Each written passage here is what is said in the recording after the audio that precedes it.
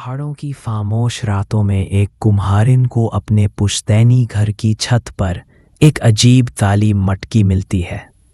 उसमें छिपी स्याही साधारण नहीं बल्कि शापित है। वह कला को जिंदगी देती है, लेकिन कलाकार की आत्मा पी जाती है। हर कृति के साथ मौत और नजदीक आती जाती है। क्या अनन्या बच पाएगी या उसकी कला ही उसका मकबरा बन जाएगी? चलिए शुरू करते हैं।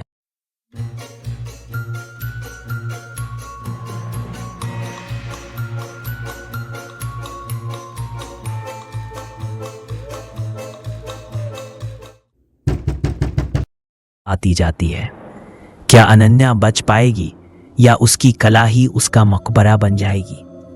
चलिए शुरू करते हैं। पहाड़ों की रातें गहरी होती हैं, इतनी गहरी कि सियाही भी शर्मा जाए। मैं अनन्या, एक कुम्हार, अपनी कला में जान फूंकने के लिए दिल्ली की भीड़ भाड़ छोड़कर सिरोना गांव के इस पुश्तैनी घर में आई थी। सोचा था यहाँ की खामोशी मेरे सोने कैनवास को भर देगी, पर यहाँ की खामोशी बोलती थी।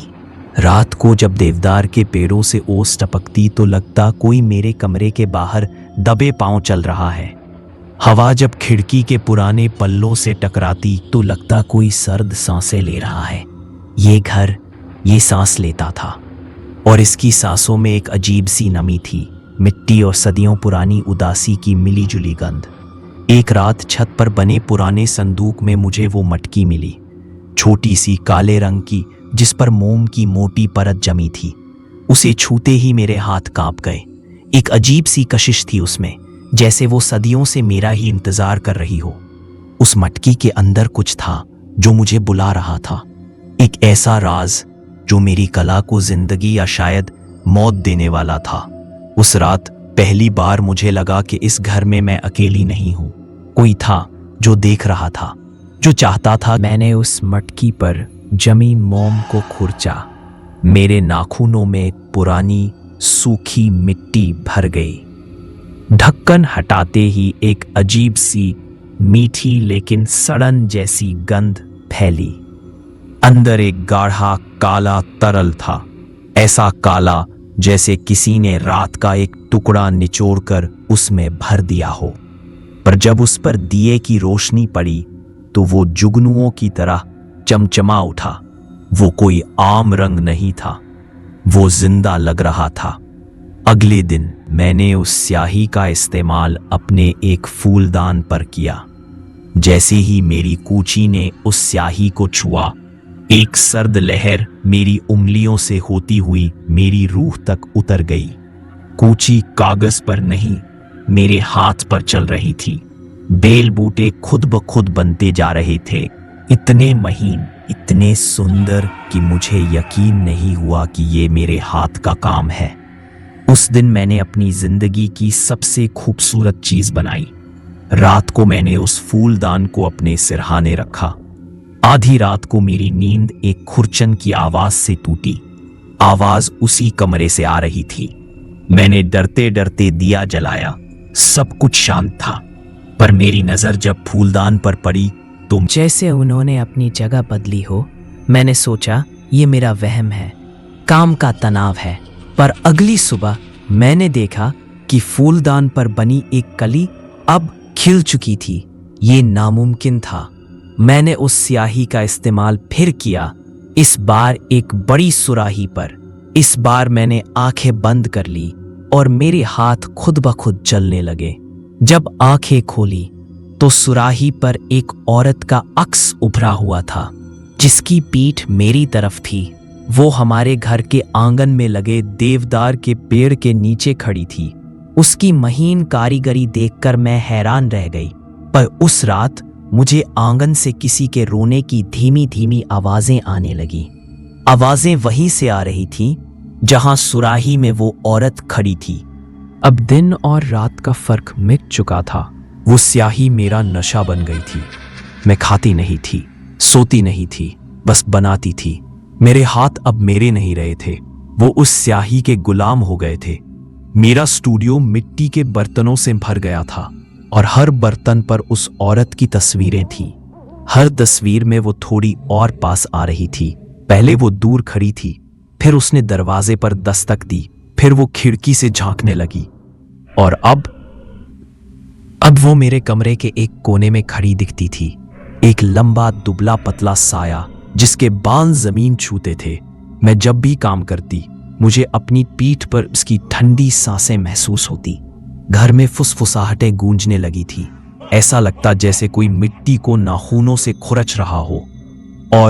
और बनाओ, एक धीमी सरसराती हुई आवाज मेरे कानों में गूंजती। मैं उस स्याही के बिना एक पल नहीं रह पाती थी। अगर मैं कूची नहीं उठाती तो मेरे हाथ बुरी तरह कांपने लगते, सिर फटने लगता। मेरा शरीर सूखता जा रहा था, आंखों के नीचे काले गड्ढे बन गए थे। मैं आईने में देखती तो मुझे अपना नहीं किसी और का चेहरा नजर आता, थका हुआ, हारा हुआ और बेइंतहा डरा हुआ। एक रात मैं अपनी सबसे बड़ी कृति बना रही थी, एक आदमकद गुलदान। मेरे हाथ अपने आप चल रहे थे, उस स्याही में डूबे हुए। इस गुलदान पर मैंने उस औरत का चेहरा बनाया। जैसे ही मैंने उसकी आंखें बनाई, पूरे घर की बत्तियां जल बुझ गईं और उस खामोशी में मुझे अपने पीछे से एक सर्द आवाज सुनाई दी, अब मेरी बारी है। मैंने पलट कर देखा, वहां कोई नहीं था। पर जब मेरी नजर उस गुलदान पर वापस पड़ी को मेरा दिल दहल गया। उस पर बनी औरत की आंखों से काली स्याही की बूंदें आंसुओं की तरह बह रही थीं और वो चेहरा अब मेरा चेहरा था। उसकी आंखों में वही खौफ था जो इस वक्त मेरी आंखों में था। वो गुलदान में कैद मेरी ही तस्वीर थी जो चीख रही थी। अगली सुबह दरवाजे पर दस्तक हुई। गांव की एक बुजुर्ग महिला माया अम्मा हाथ में पूजा की थाली लिए खड़ी थीं। उन्होंने मुझे देखा और उनकी आंखें फैल गईं। बेटी, ये क्या हाल बना लिया है अपना? वो अंदर आईं और उनकी नजर मेरे बनाए बर्तनों पर पड़ी।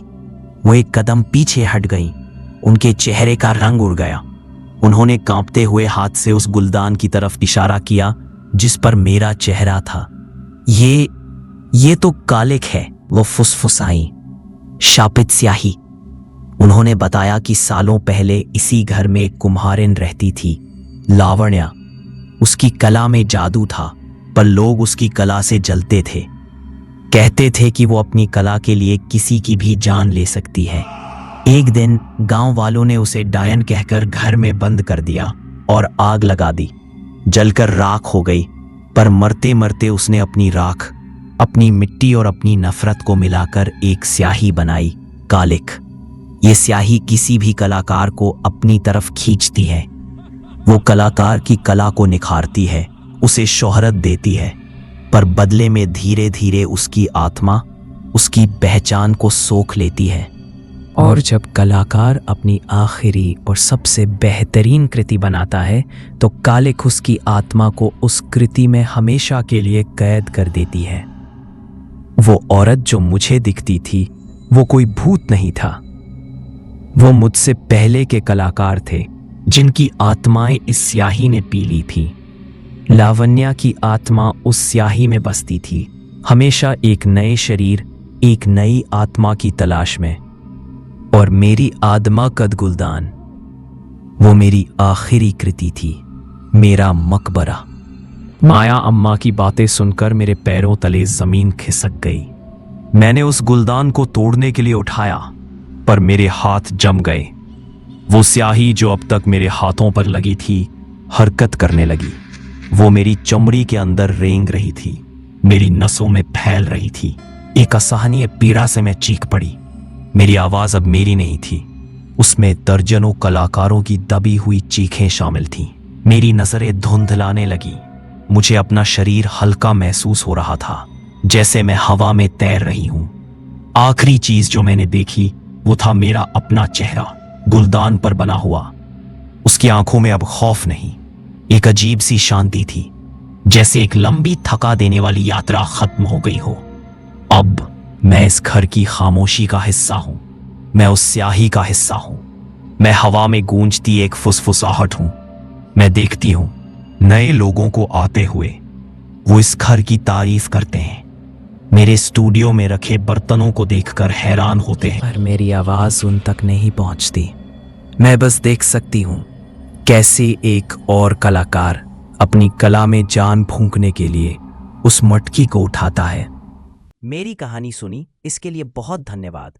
अगर आपको अच्छी लगी हो या कुछ अलग महसूस हुआ हो तो कृपया लाइक करें, कमेंट करें, चाहे अच्छा लगे या बुरा, आपकी राय बहुत मायने रखती है, और शेयर जरूर करें।